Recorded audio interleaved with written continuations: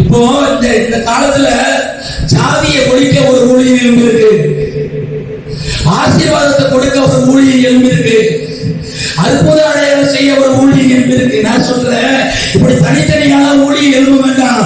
உங்களுக்குள்ள ஆண்டவர் இருந்தால் நீங்க போகிற இடத்துல ஜாதி ஒழிப்பு தன்னால ஒரு நல்ல கரங்களை தட்டி, உங்களுக்குள்ள ஆண்டவர் இருந்தால் நீங்க போகிற இடத்துல கரங்களை தட்ட தன்னால ஆசீர்வதிப்பார். அப்போஸ்தலர் காலத்துல அப்போஸ்தலர்கள் இப்படி பயன்படுத்துறாங்க.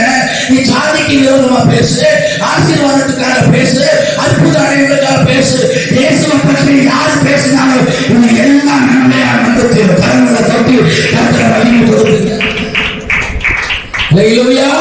எனக்கு அதெல்லாம் உடன்பாடு கிடையாது.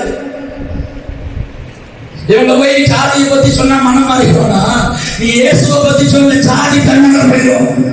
நீ இயேசுவை பத்தி சொல்லு, குடிப்பழக்கம் தன்னால போயிடும். நீ இயேசுவை பத்தி சொல்லு, வேசுத்தனம் தன்னால அவனை விட்டு ஓட ஆரம்பிக்கும். இதெல்லாம் கர்த்தர் விருப்பப்படுறாரு.